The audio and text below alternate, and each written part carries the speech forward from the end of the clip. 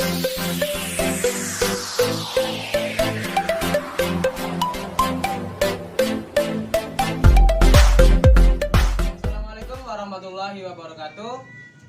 Perkenalkan, kami di sini dari kelompok 5 Pendidikan Mata Kuliah Kimia Terapan, dosen pengampu Fizaria Hasbullah MSI.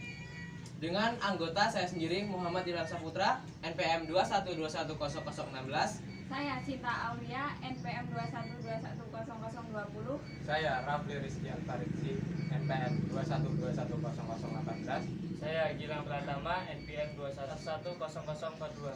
Saya Ibnu Sapanugraha, NPM 2121006. Saya Abdul Rahman, NPM 2110077. Saya Muhammad Fikar Rizal, NPM 2121008. Saya Bima Elvija, NPM 2111002.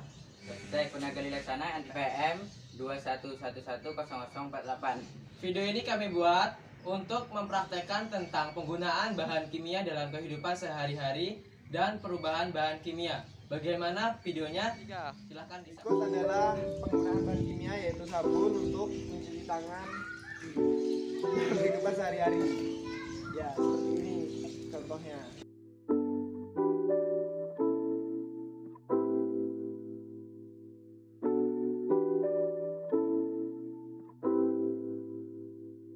Baik, selanjutnya adalah penjelasan. Sabun merupakan pembersih diri dari kotoran yang menempel di permukaan kulit. Sabun merupakan campuran minyak atau lemak, yaitu nabati seperti minyak zaitun atau hewani seperti lemak kambing, dengan alkali atau basa seperti natrium atau kalium hidroksida. Melalui suatu proses yang disebut dengan saponifikasi, lemak akan terhidrolisis oleh basa, menghasilkan gliserol dan sabun mentah. Secara tradisional, alkali yang digunakan adalah kalium yang dihasilkan dari pembakaran tumbuhan seperti arang kayu. Baik, berikut ini adalah proses perubahan kimia kayu menjadi arang.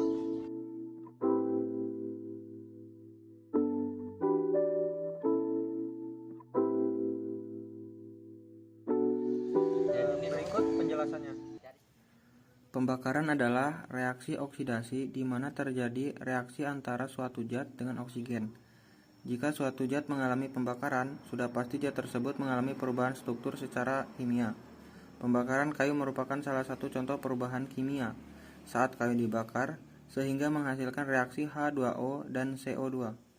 Reaksi tersebut akan terbentuk jika berjalan sempurna. Jika tidak, maka akan membentuk zat sisa seperti arang. Prosesnya seperti ini. Reaksi pembakaran kayu merupakan salah satu contoh reaksi reduksi oksidasi atau redoks.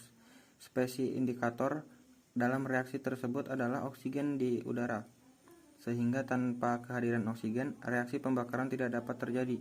Berikut contoh reaksi pembakaran.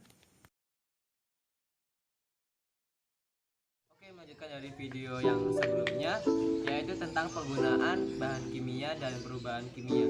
Kali ini adalah perubahan bahan kimia oleh tumbuhan bawang. Kenapa dikatakan perubahan kimia? Karena pada saat proses pemotongan, seperti yang dilakukan oleh teman saya, terjadi reaksi. Nah, untuk mengetahui lebih lanjut tentang reaksinya, selanjutnya penjelasannya ada di video selanjutnya. Bawang merah merupakan sejenis tanaman yang biasa dijadikan bumbu masakan. Senyawa penting yang terkandung dalam bawang merah antara lain kalori, karbohidrat, lemak, protein, dan serat makanan. Kandungan mineral yang terkandung dalam bawang merah adalah belerang, besi, klor, fosfor, kalium, kalsium, magnesium, natrium, silikon, iodium, oksigen, hidrogen, nitrogen, air. Selain itu, bawang merah juga mengandung senyawa volatil sulfur yang memedihkan mata saat kita mengupas bawang merah dan mengandung senyawa volatil yang disebut zat eteris dan dapat membunuh bakteri tertentu. Saat kita memotong bawang, Sel-sel yang ada pada bawang menjadi terpisah dan mengeluarkan zat-zat kimia sebagai upaya pertahanan pada bawang. Proses pertahanan bawang dimulai dari senyawa sulfur pada bawang agar bereaksi dengan enzim sintase dan menghasilkan asam sulfenat.